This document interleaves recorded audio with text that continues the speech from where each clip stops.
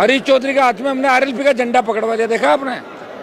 तो हरीश जी, मदन प्रजापति दूसरे धंधों में लगे, तभी तो बाड़मेर बर्बाद हो गया। दूसरे धंधे सर, तो आप जानते हो सारे यार क्या कर रहे हैं, रिफाइनरी और सारे जो हालात बने बाड़मेर के, यहाँ सारे काम ले लेना, कंस्ट्रक्शन पे, रोडों पे वसूली, कब्जे, यही धंधे किए उन लोगों ने यहाँ पे, इसलिए तो तकलीफ पड़ रही है बाड़मेर को। आज हरीश चौधरी अगर चाहते हैं तो बाड़मेर कहाँ चला जाता, बताओ मुझे।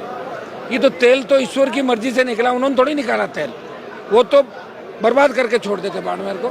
के की लॉटरी खुल गई, दोबारा काम नहीं पड़ेगा उसका। एक बार कोई बन जाता, कई समीकरण बन जाता, इस बार घर बिठा देंगे उसको। लेकिन सोशल मीडिया हमारे पास एक ऐसा हथियार है, दिल्ली में पता लग गया कि भजनलाल फेल है, और दिल्ली में बुला के जो डांट इसको पड़ी वो तो खुद ही नहीं बताएगा क्या डांटा था दिल्ली के। धनखड़ को संवैधानिक पद से जबरन हटाया तो किसान कौम उनके साथ खड़ी थी इसके अंदर, और वो खुद ही नहीं बोलते और डर गए, तो उन्होंने भी तो मजे लिए सरकार के, गवर्नर से उपराज्य सब कुछ लिया इन्होंने, तो कौन लड़ेगा उनके लिए, बताओ मुझे।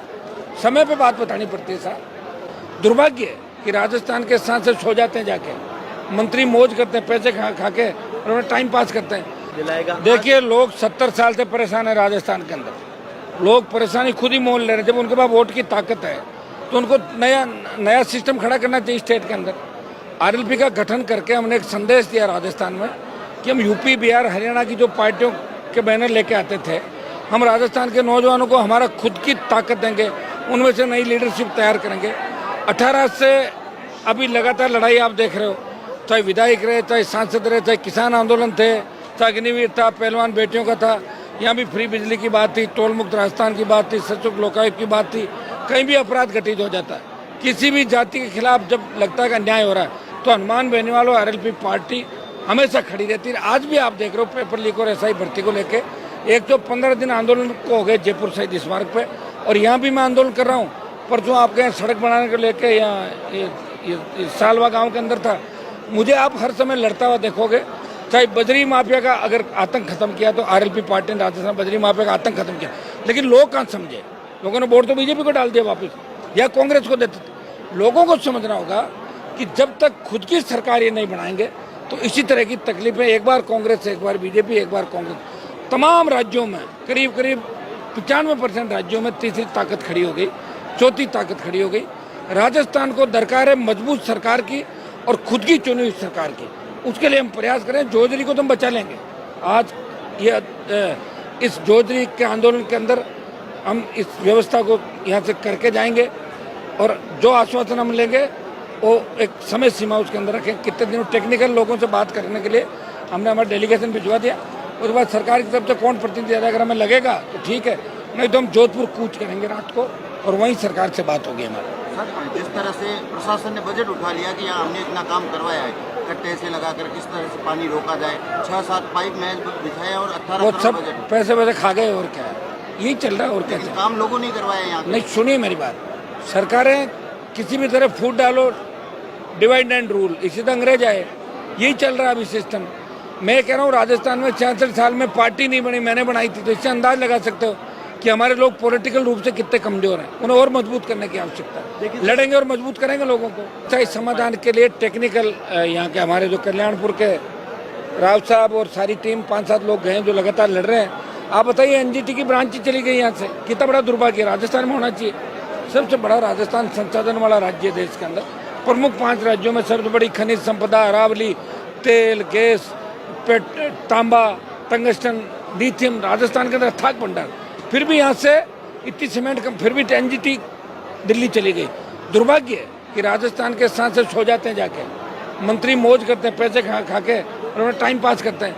हमें नए नेतृत्व की आवश्यकता, नया नेतृत्व तैयार करें। जोजरी को हम बचा लेंगे, पूरे इलाके को बचा लेंगे, पूरे राजस्थान को बचाने के हम निकले पड़े।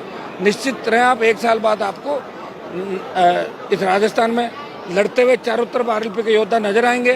कांग्रेस छुप गई बिल के अंदर, डरी हुई कांग्रेस महेश जोशी के जेल जाने के बाद कि हमें पकड़ नहीं ले, इसलिए बिलों में छुप गई।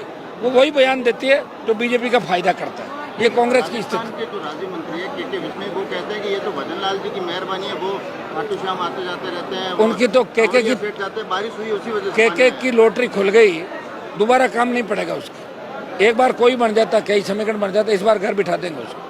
यहाँ के सांसद को न्योता दिया हरीश चौधरी या सांसद यहाँ कौन सांसद है? मैं आ गया ना सांसद, वो उनको न्योता क्या देना? अपना पे आ जाओ, न्योता कौन देता है?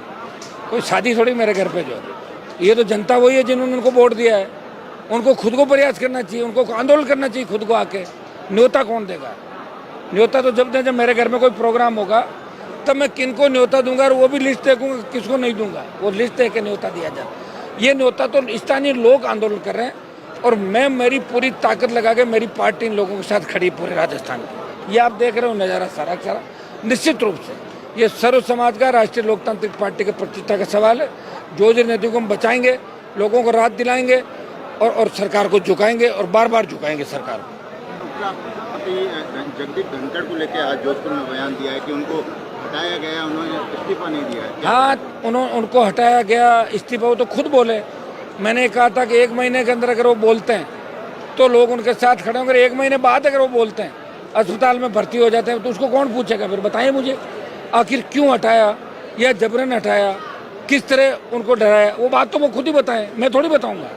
मैंने तो पहले दिन कह दिया, अगर धनखड़ को संवैधानिक पद से जबरन हटाया तो किसान कौम उनके साथ खड़ी थी इसके अंदर, और वो खुद ही नहीं बोलते हैं और डर गए। तो उन्होंने भी तो मजे लिए, सरकार के गवर्नर से उपराज्य सब कुछ लिया इन्होंने, तो कौन लड़ेगा उनके लिए? बताओ मुझे, समय पे बात बतानी पड़ती है साहब। स्थानीय विधायक है, चाहे पहले मदन प्रजापति कांग्रेस से रहे हो या फिर अभी अरुण चौधरी है, वो आखिर इस मुद्दे पर क्यों नहीं बोले? क्योंकि 15-15, 20-20 साल से लोग भुगत रहे हैं।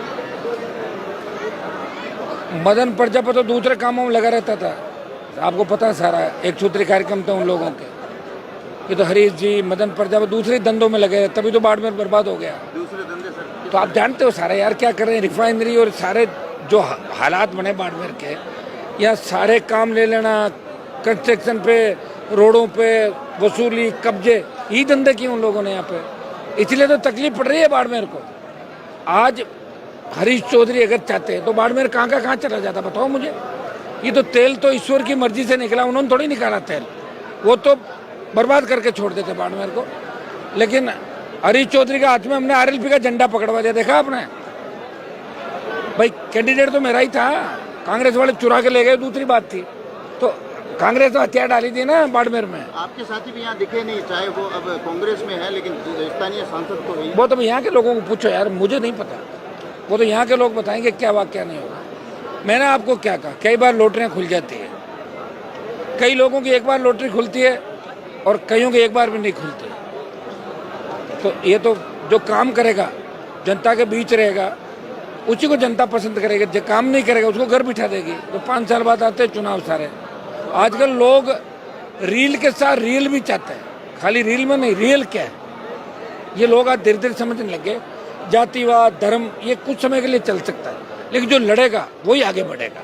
और ये मंच देखिए, बीजेपी के खिलाफ कोई भी इस मंच पे आ सकता था। कोई शादी ब्याह थोड़ी जो न्योता देंगे, आ जाते, बैठ जाते, भाषण देके चल देते। और खुद करो ना आंदोलन, कौन मना करे? कांग्रेस को करना चाहिए आंदोलन, लेकिन किस मुंह से करे? कांग्रेस में तो थी 15-20 साल, कांग्रेस ने क्यों नहीं किया? शासन चुनाव की मांग करी, कांग्रेस ने रोके शासन चुनाव। मैं लड़ रहा था, बोला तो नहीं कांग्रेस ने। अब बीजेपी के लिए हम आंदोलन करेंगे, तुम नहीं रोका।